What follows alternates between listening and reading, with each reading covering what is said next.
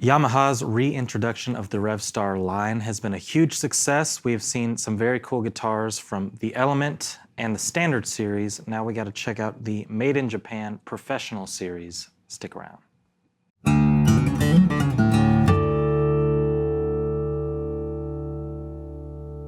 How's it going, y'all? This is Cooper Greenberg. I'm Chris McKee. We're here at Alamo Music Center in San Antonio, Texas. You can find us online at alamomusic.com. If you haven't already, subscribe to the channel, like our videos, comment below. Check out our spring store for some cool swag.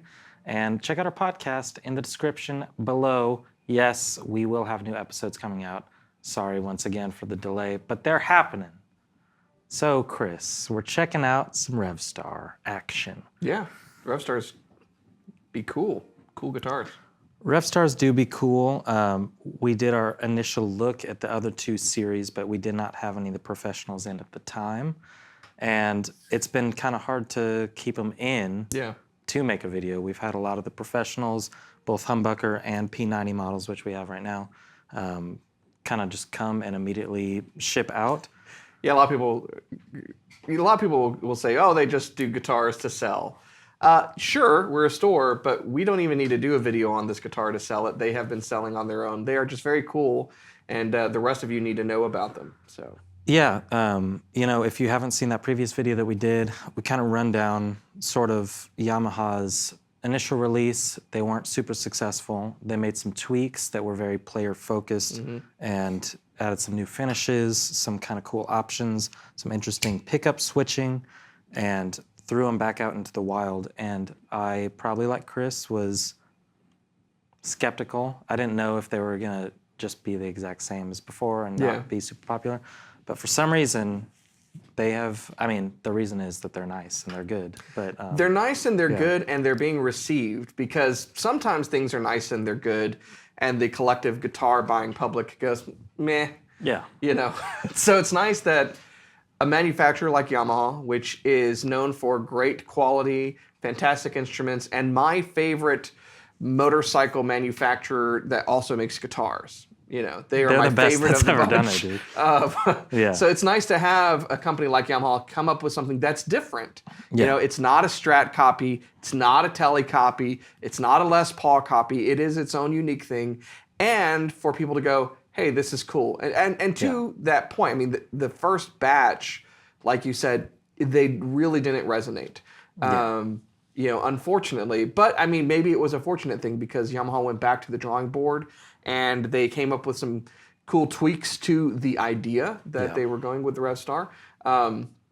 And they've come up with a fantastic guitar that is finally being well received. Yeah. So, yeah. And so this is the professional. There's the Element, which is the entry level, and then the Standard, which is kind of your meat and potatoes. That's probably the one that most people are getting into. But we have seen a lot of people interested in the professional because they are made in Japan, and they're just kicked up a little bit. These have stainless steel frets, I believe. They do. Which, even though that's a thing that everybody talks about, you know, that's cool, everyone wants stainless steel frets, there's not a ton of people that do it. Very few. It's more of a boutique market thing. And there's some people that won't even do it on refrets. I mean, they are kind of a pain to work with, so it's understandable why manufacturers might shy away from it. Some do it to be different, but it is seemingly coming out more and more as that pro feature.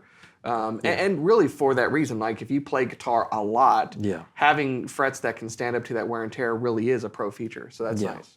And this, I believe the model is the RSP02T. And this is the P90 model, which I believe is denoted by the T in the model number, right? I think so, yeah. I think that's a scoop, because the P90 model is the one with the cool tailpiece. Yes. The racing inspired, according to Yamaha's website, tailpiece, along with the finish, which is Café Racer inspired. Did you know that? I did not know that. Yeah, so the finishes are inspired by Café Race colors. Yeah. So this is the Sunset Fade Burst or something, but they have the Swift Blue, the Flash Green, I think. I like the black one. I think it's just the nice kind of tuxedo look with the binding. Yeah. But it's nice. The pickup switching is, when we did the first video with the Element and the Standard, the part that's kind of interesting to me. This one has that focus switch.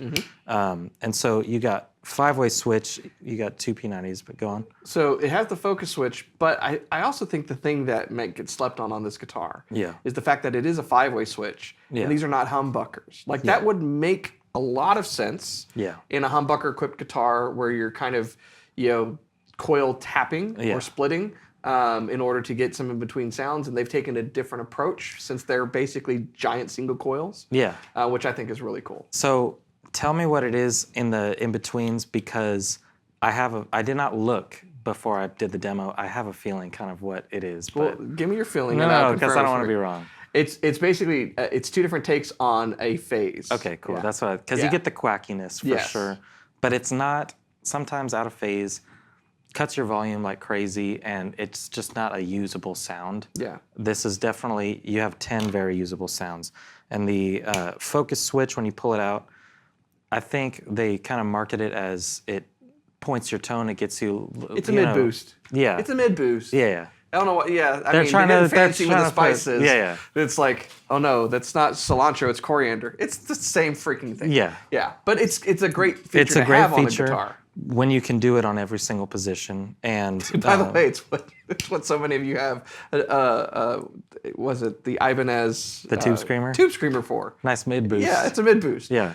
So it's great. Yeah, it's really cool to have it on the guitar. You effectively have a slight mid boost overdrive. Yeah. It's what the Eric Clapton guitar has done for years, but I think in a kind of a better way. There's not so much gain that gets The added mid up. boost definitely works nicely with P90s, and through the Blues Junior today, I started out. You'll hear it in the demo. It's a clean sound, and then when you pull this out, especially as you work your way up and down, you can hear different, really noticeably different sounds being thrown through that lens. Yeah. And each one is usable in a certain way, which I feel like if you have an electric guitar that's you're being told it's got 10 voices, you can kind of be like, okay, well, most of those are going to be never usable. Used, yeah. But they all sound really good. It's a very full, great, example of what P90s sound like. What's nice about this kind of setup is, I mean, yeah, you have 10 voices, but effectively what you have is you have 5 voices, and then you have 5 voices peak mid.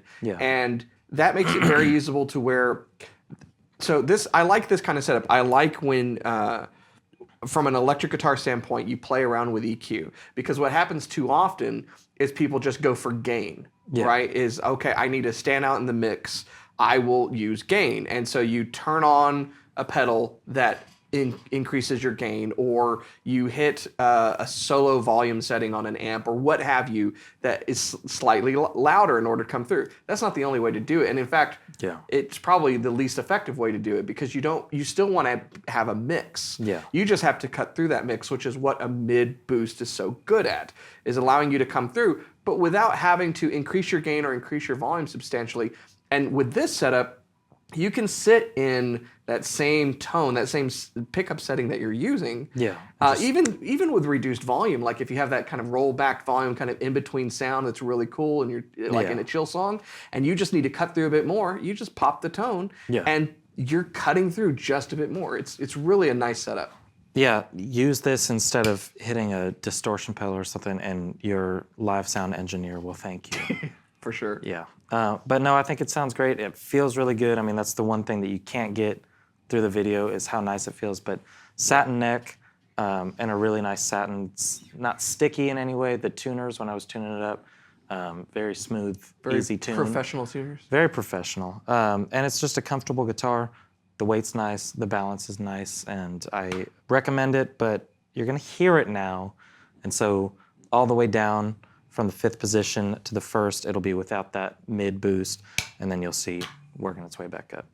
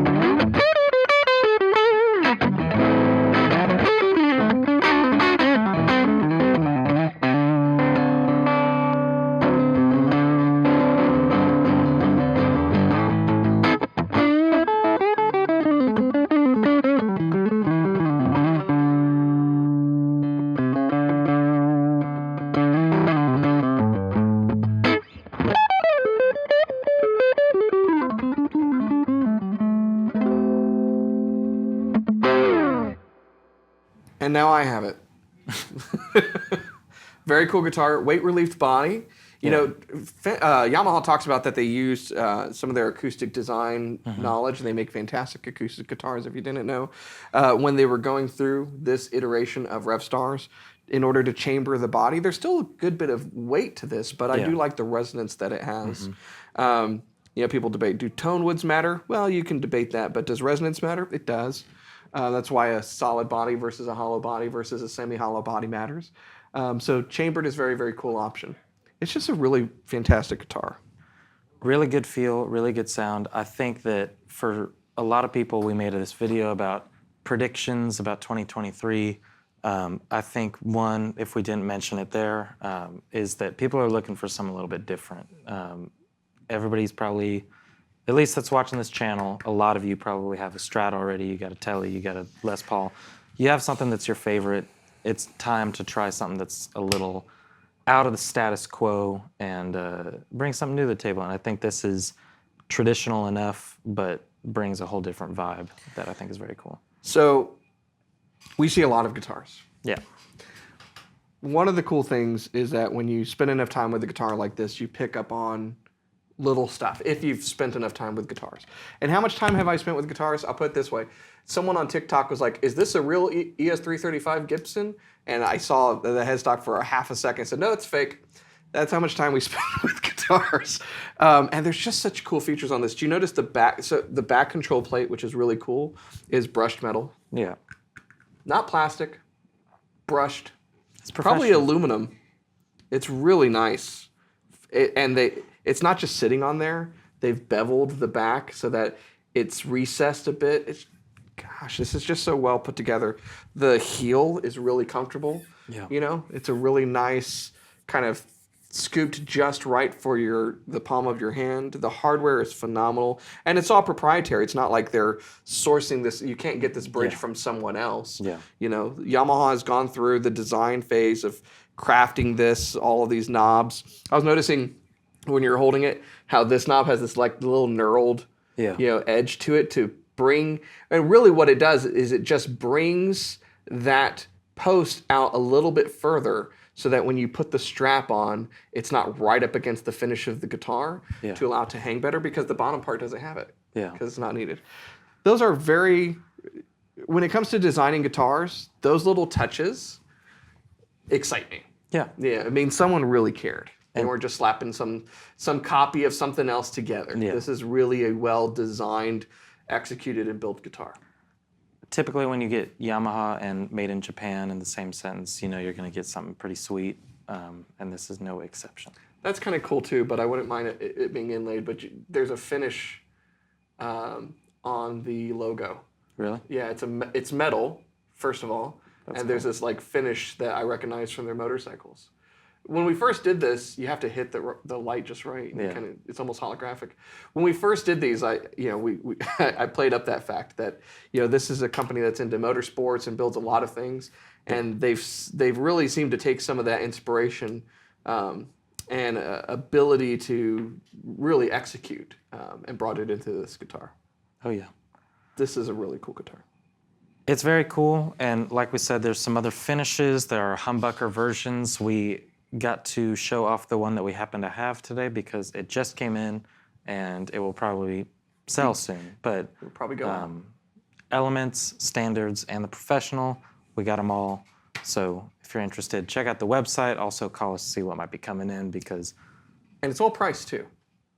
It's well priced. Oh yeah, it's well priced. I mean, we talked about this in another video we've done that will come out soon, but I'm seeing guitars coming in that are made in Indonesia, at over $2,000 from various companies, and it doesn't really make a lot of sense to me. Yeah. This being made in Japan with the quality and execution that it has, it's actually beating out a lot of competition that are built in other places. Yeah, for sure. So, really cool guitar. Don't sleep on it. Don't sleep. And if you want to learn more information, Chris, where are they going to go? They're going to go to alamomusic.com. You got to go. Yeah. You got to give. You can see all the photos, this beautiful finish that's on there. Check out everything else that we have from Yamaha. Yamaha, yes, it's just too slept on for their guitars. Yeah. Pacificas are cool. These Revstars are really cool.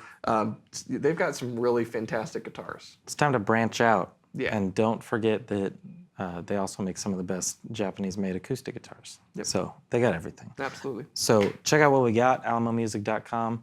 Thank you for watching. If you haven't already, you gotta subscribe, because so you can find out when we get other cool stuff in. Subscribe, leave a comment below, tell us what you think.